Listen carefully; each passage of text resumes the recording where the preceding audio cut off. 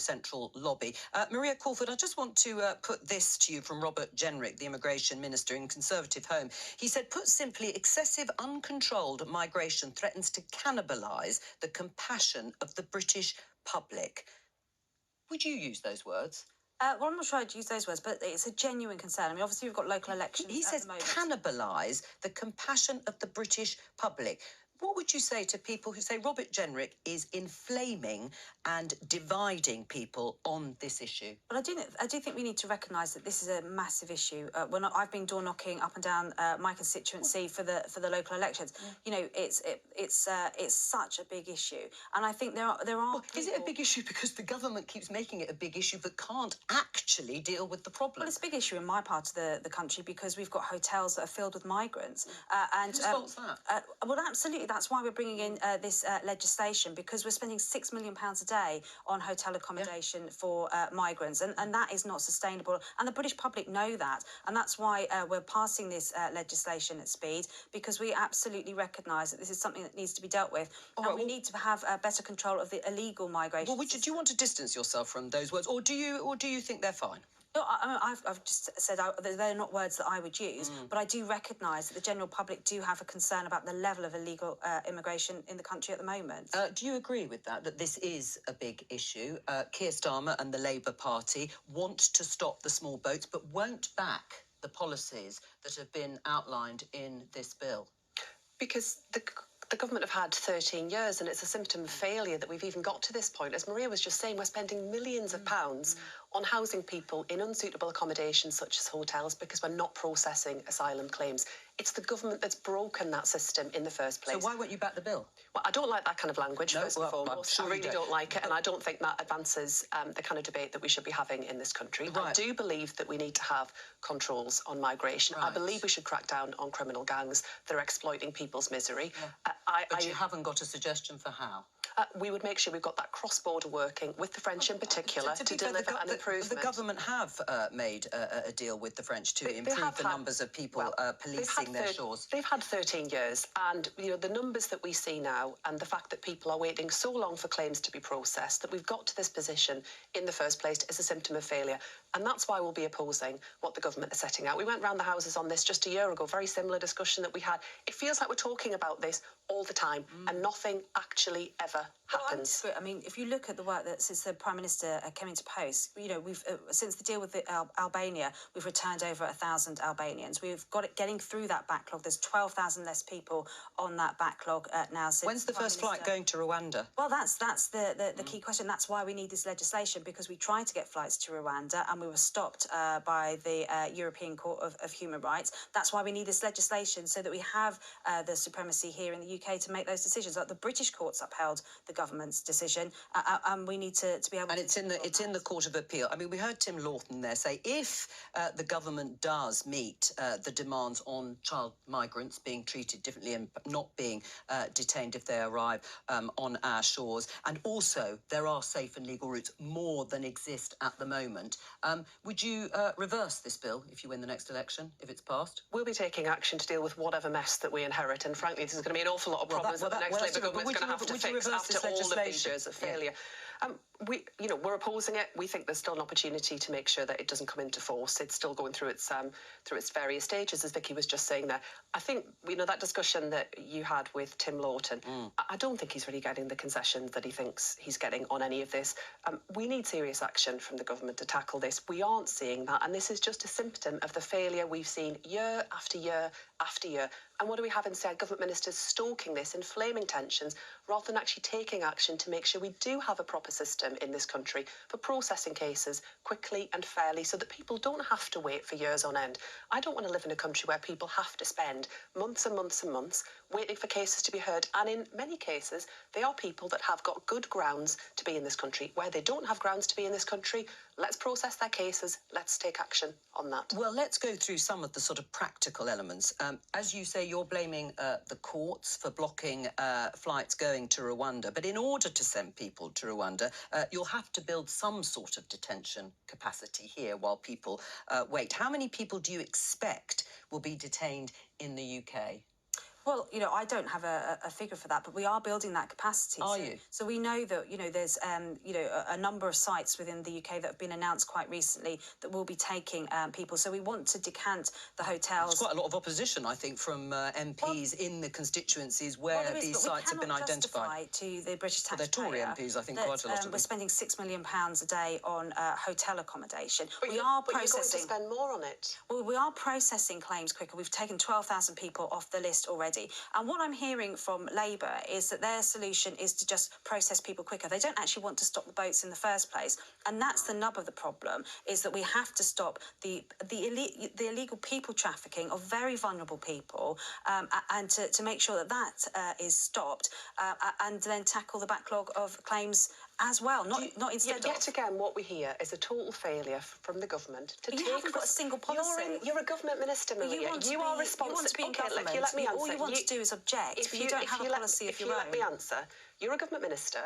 Your party have been in power now for 13 years. You've had ample opportunity to deliver a better system. What Labour would do would be to crack down on those criminal gangs that exploit misery. I hear this. How would you crack down, though? How would you actually stop the people smuggling business? We would end the Rwanda scheme, which isn't going to work, and we would put that money into cross-border working with the French to stop the gangs upstream to make sure that they're not exploiting. Yeah, but how do you stop the demand? How do you stop the demand that will still be there for people to be brought across the channel? That has to involve working internationally in cooperation with international partners. The government has trashed our record internationally. We have become a laughingstock in many places. We need to rebuild those relationships with our international partners, make sure that we are managing that, and also dealing with some of these humanitarian crises to stop people being forced to flee countries in the first place. Should more safe and legal routes be written into the bill before it is passed, Maria? Well, I know that's a discussion that is being had at the moment, and the Prime Minister, before this legislation was introduced, has committed to safe and legal routes. My understanding, and it's a live debate because we're going into to vote on it this afternoon, is that is likely to be on the face of the bill. And it's disappointing then that the Labour Party would then vote against that. That's not what we just heard when Vicky put the point to Tim Lawton about what that amendment actually reflected. I think we were listening to different views. They've committed to a report, and if there are going to be any more safe routes, then they will tell us what they are. But I don't know if that is, as you say, the commitment there, that there will be an increase, because the government talks a lot about what they're already doing, and the safe routes that do exist for those from Ukraine, from Hong Kong, but they're not talking an awful lot about other routes. Well, one final thing on this, because there is very much a live example of where there will be an increase, potentially, probably realistically, in terms of people claiming asylum, and those are young people and people generally from Sudan. Is the government, and should the government be looking at a safe and legal route there to start with? Well, our priority at the moment is extracting British national and British passport holders out of Sudan, and we've got flights going up at the moment while the ceasefire is holding. There are discussions with the Foreign Secretary and his international counterparts about how to support the region as a whole, ideally to stop the conflict in the first place. So that is an ongoing piece of work at the moment, but our priority is getting British nationals and British passport holders out of the country. I said we would return to the discussion on the economy.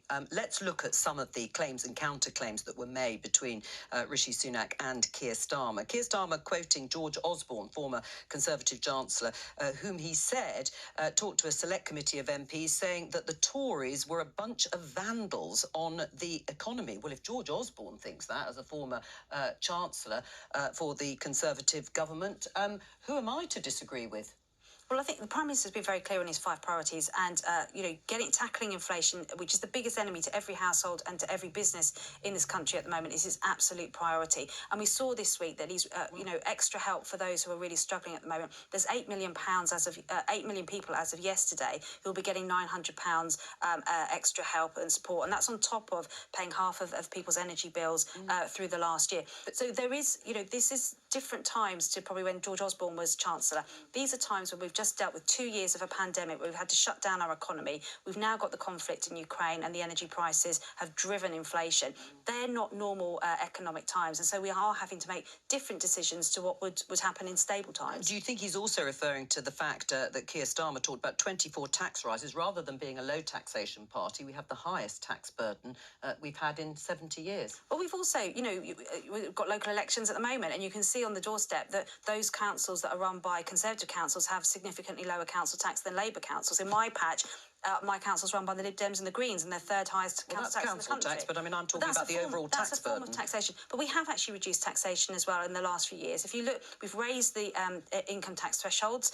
They were £6,500 when we came in. Yeah, you've frozen them. No, and we raised them to £12,500. Last year, we raised the national insurance to the same levels of income tax. That gave people hundreds of pounds extra a year. Millions more are paying more tax. Absolutely. But where we can, we are reducing tax. But we have to recognise... Well, you're not, because it's the highest tax burden. As I said, you may be reducing it in some areas, but it's far being outdone by freezing people's tax thresholds where they're paying far more tax. More people are paying more tax. Yeah, and, you know, the Chancellor has been clear that he's going to look at that in the coming months. But we have to be responsible. We saw what happened in a budget where we gave money away. Because to reduce tax, we either have to borrow money from somewhere else or take it out of existing pots. That was your budget. That was your government's budget. So, you know, and I think the Prime Minister has been very clear that mistakes were made during that time. But what we cannot do is give tax breaks at the moment when the economy is just about to recover.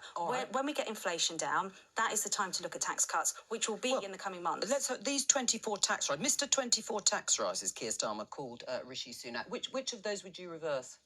We want to see a much fairer tax system that doesn't see the burden. Are you going to reverse the 24 tax rises that you've just accused him of putting in place? I tell you one change we'd make, what Rishi Sunak referred to as the non-dom thing.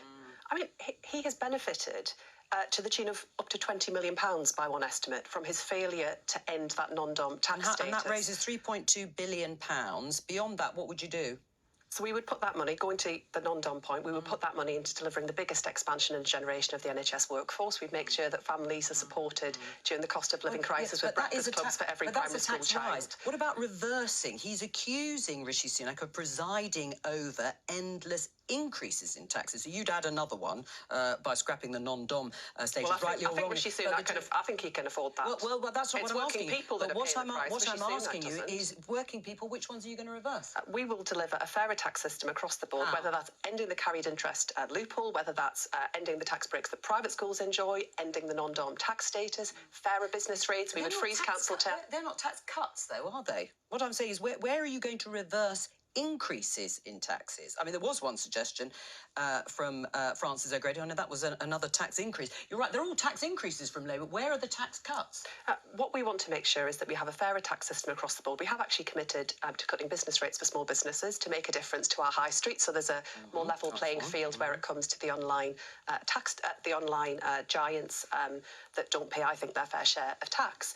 But overall, we will inherit, the next Labour government, if we secure the trust of the British people, will inherit a very difficult climate because of the crashed economy that the Conservatives have delivered, because of 13 years of failure, where people have seen stagnant wages, where taxes are going up on working people, and where at the same time, people know that they are worse off. It's all very good and well for Rishi Sunak to stand at the dispatch box and pretend that everything's wonderful and people should just be grateful for where we are. People out there, your viewers know that it's pretty tough at the moment. Every time they go to the shop and they put things back because they can't afford it, their taxes are going up, everything is more expensive, and record levels of people going to food banks. You mentioned wages and pay. Let's just show you changes in pay since 2010, since there have been Conservative governments, the first one being a coalition with the Liberal Democrats. I mean, Maria, looking at that graph, looking at all public sector workers, down by 7.7%, is it any wonder people are on strike?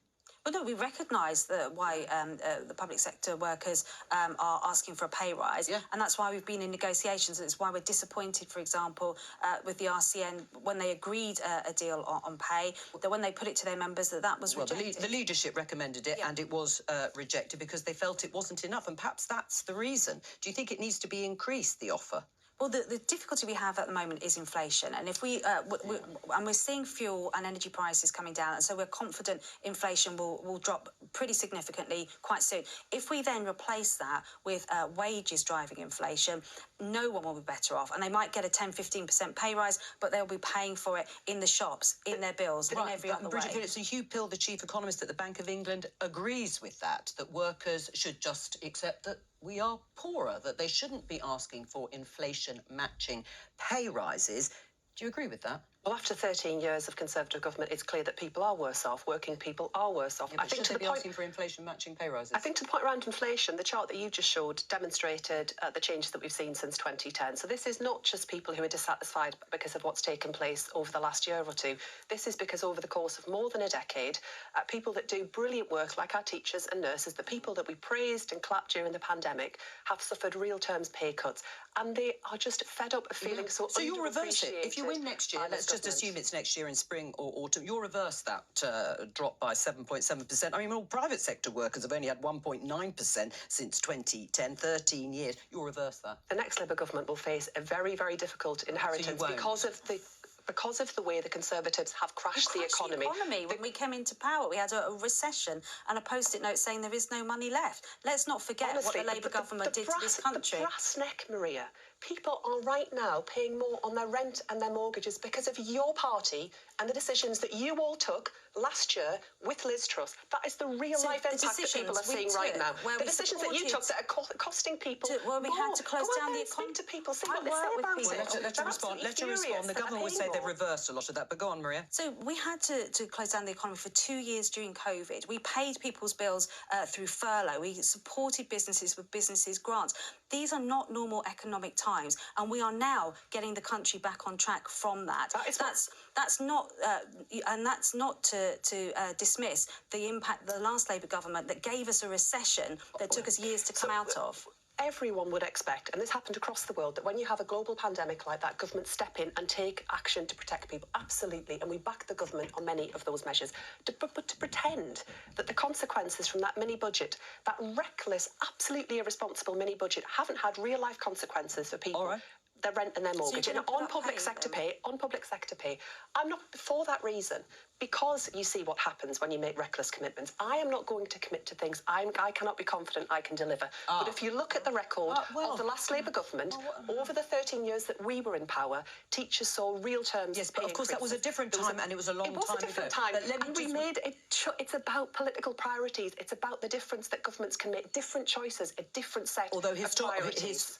Historically, of course, people will say you inherited an economy that was on the rise in 97. I mean, we can go back. Well, we certainly will. The next Labour government will certainly not be inheriting an economy on the rise. I think you wanted to update us briefly on a story that we did before Prime Minister's Questions on Labour membership numbers. We said there were 430,000, and you have an updated figure for us? My understanding is that they were old numbers, and actually we're seeing really strong numbers where it comes to our membership. But they're the last published figures, aren't they? My understanding is that is not quite correct.